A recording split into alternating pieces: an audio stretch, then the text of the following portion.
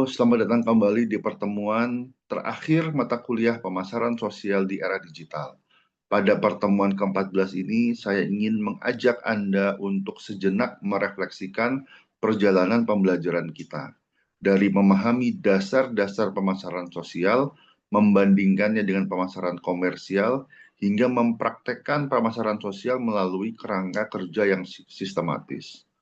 Sedikit, sedikit rangkuman, yang pertama mengenai konsep dasar bahwa social marketing adalah penerapan prinsip pemasaran untuk mendorong perubahan perilaku yang memberikan manfaat sosial, bukan bertujuan untuk keuntungan komersial. Kemudian pemasaran sosial berbeda dengan pemasaran komersial yang berfokus pada laba. Pemasaran sosial berfokus pada perubahan perilaku demi kesehatan, lingkungan, atau kesejahteraan. Berikutnya, prinsip dan karakteristik.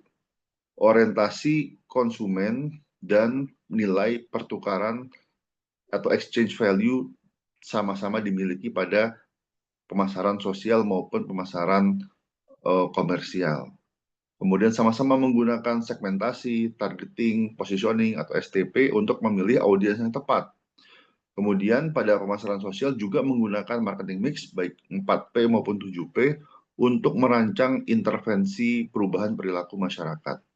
Kemudian yang terakhir, pemasaran sosial juga membutuhkan riset formatif dan juga monitoring dan evaluasi untuk mengukur dampak dari kampanye. Jadi sebetulnya meskipun tujuannya berbeda, tapi prosesnya tidak jauh berbeda antara pemasaran sosial dan pemasaran komersial. Ada beberapa model strategis yang dapat digunakan. Yang pertama, carrot, stick, and promises, yang kemudian dapat dipecah menjadi pendidikan, hukum, dan insentif. Tiga-tiganya adalah tools yang dapat digunakan dalam sebuah kampanye pemasaran sosial. Kemudian pemasaran sosial berbasis komunitas sangat efektif dalam menekankan identifikasi hambatan perilaku dan uji coba lapangan. Jangan sampai kampanye pemasaran sosial yang sudah kita rancang ternyata ditolak di lapangan karena tidak melibatkan komunitas yang ingin kita rubah perilakunya. Kemudian pendekatan makro marketing yang menyoroti sistem pasar dan dampaknya pada masyarakat menjadi pendekatan yang juga relevan digunakan dalam menganalisis bagaimana kita dapat merubah perilaku masyarakat. Kemudian ada 10 kerangka 10 langkah perencanaan untuk pemasaran sosial, mulai dari identifikasi isu sosial, analisis situasi, pemilihan target, penetapan tujuan, memahami hambatan dan motivasi audiens, hingga menyusun bauran pemasaran dan rencana implementasi yang baik.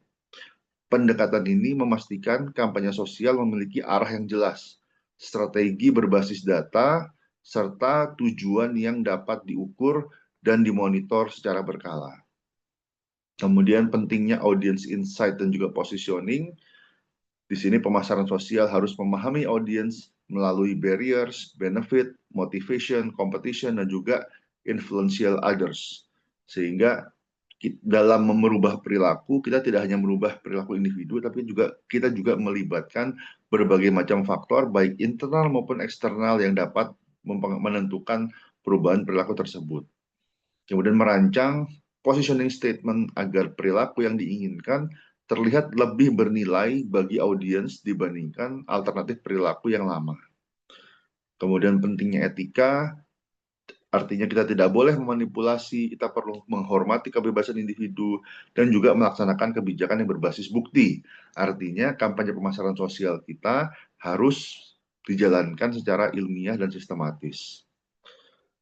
Kemudian sepanjang mata kuliah ini kita melihat bahwa pemasaran sosial itu bukan hanya sekedar alat komunikasi, melainkan sebuah strategi perubahan sosial.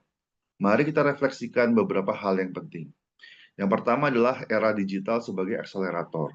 Media sosial, big data, dan web analytics telah merubah cara kampanye pemasaran sosial dapat dirancang dan dijalankan.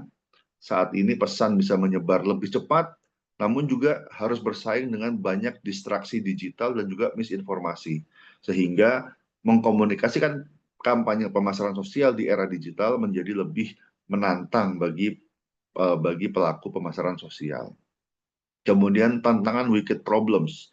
berbagai macam isu lingkungan, kesehatan, kesejahteraan, dan juga keberlanjutan seringkali kompleks dan tidak punya solusi final yang simple.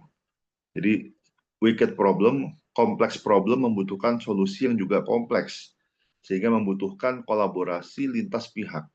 Pemasaran sosial memberikan kerangka untuk menavigasi kompleksitas permasalahan sosial dengan strategi yang partisipatif. Artinya, implementasi pemasaran sosial tidak boleh bersifat satu arah, tetapi harus melibatkan komunitas yang ingin dirubah perilakunya. Kemudian etika dan tanggung jawab, kita belajar bahwa tujuan sosial tidak membenarkan segala cara. Pemasaran sosial yang efektif harus transparan, adil, dan menghormati martabat manusia.